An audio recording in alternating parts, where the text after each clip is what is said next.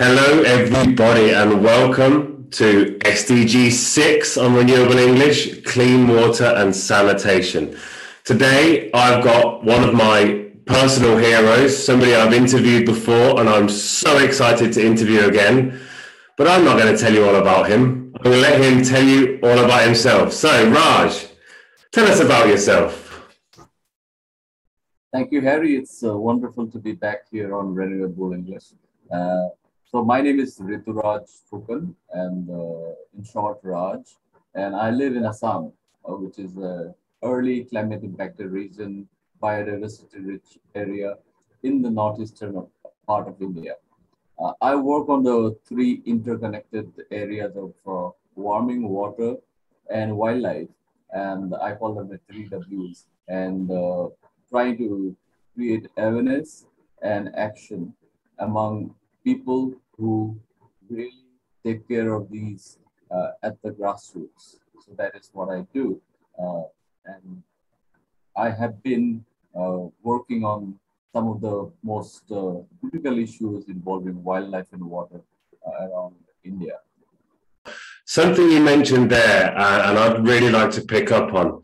You mentioned the early impacted areas of climate change. Now, in the global north, as it were, there's a lot of talk about goals for 2030, goals for 2050, and all of these things that are an awfully long way in the distance. And now we've witnessed, over this summer, we've witnessed a lot of flooding and fires and so on and so forth. But what's it like? What's it like where you live at the moment? Well, I think for people at the grassroots, indigenous communities, and local people who are at the front lines of climate change, it is more and more a survival struggle. A lot of these communities, whether they are coastal communities facing the threats of storms and sea level rise, or mountain communities facing things like landslides and cloudbursts and uh, glacial melt, and and also the riparian communities where with increased flooding and all sorts of related loss of lives and livelihoods. I think it is more and more of a survival struggle, and I'm glad that more and more people are starting to talk about adaptation and helping these communities, especially indigenous peoples and local communities, to deal with these impacts, which is part of the global climate dialogues now. We're here to talk about water, as it's SDG6, clean water and sanitation. Now, the last time we spoke, we also talked about water, and you mentioned different areas that there were with water. So what are these different areas that we have with problems with water? I always say that water is the local issue of global climate change for people and for biodiversity. But these same issue is different for different communities or different regions. Just to take the example of India, large parts of the Deccan Plateau, central India, and even some parts in North India are facing a continuous water crisis. There has been a change in precipitation patterns. There has been unseasonal and sudden rainfall. There has been a drought which has extended for years now in some parts. For coastal communities, there is water surge from storms during, you know, in the vulnerable months of the year. Whereas in my area, which is more like a water abundant part of India, we have floods and then erosion and loss of lives and livelihoods.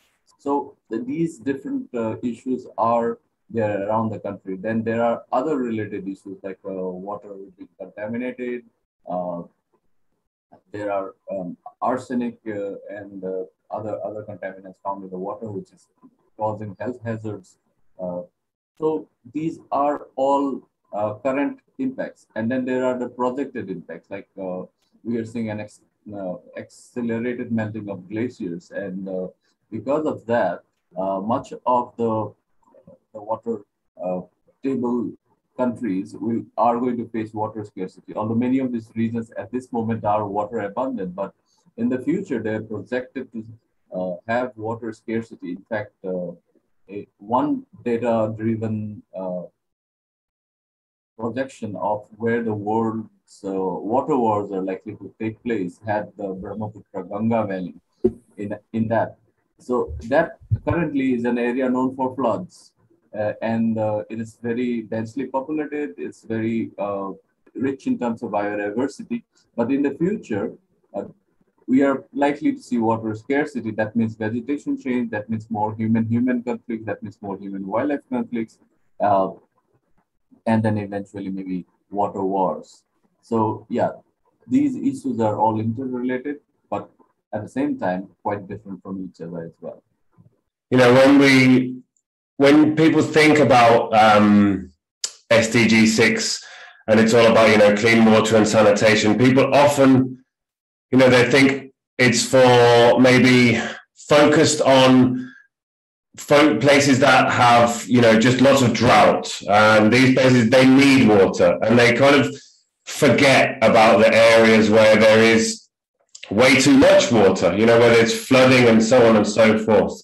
I remember when I was at school a long time ago, but when I was about 7, so it was around 1991, there was a really large influx of families from Bangladesh came over because of enormous floods. I believe there was a big cyclone back in 1991. There were enormous floods, and suddenly, you know, there were, you know, there was such a rich diversity of people in my school, and I absolutely loved it. I learned head, shoulders, knees and toes in Bengali. You know, I learned all these different things. And for me, it was incredible. And, you know, to get to meet these new people and go to their houses and try all this amazing new food, for me as a 7-year-old at the time, that was incredible. But then speaking to them and learning why they'd had to move and learning about that at school, that was so eye-opening for me. And I think that was one of the really early steps that I kind of saw that this kind of, these extreme weather patterns could affect, you know, people that, you know, they're living happily one day and the next day they don't have a home, you know, and it's something that when I was that age was really far away. But as we've seen here in the over the summer, you know, in Germany, in Belgium, we've seen these huge floods happening to the global north. And I think that's going to hopefully spark change. What do you think about that? I'm really happy that you mentioned the words influx in Bangladesh, and because I live so close to Bangladesh, and influx has been something that has been part of the dictionary for a long time, and we have had issues with people being displaced by environmental reasons. Maybe you could call them even early climate refugees. But yes, Bangladesh is one of the most vulnerable countries, especially to sea level rise because it's low-lying. Then also to salinization, and people continuously have been migrating to other parts. And one of the triggers for civil unrest like conditions that I faced during my childhood was particularly that. And that also was the key for my interest in environment, in climate change especially. And then I saw how sea level happens. So the big question on everybody's lips is, what can we do to help achieve the Sustainable Development Goal number 6? For much of India, the climate crisis is the biggest problem for achievement of the Sustainable Goal number 6.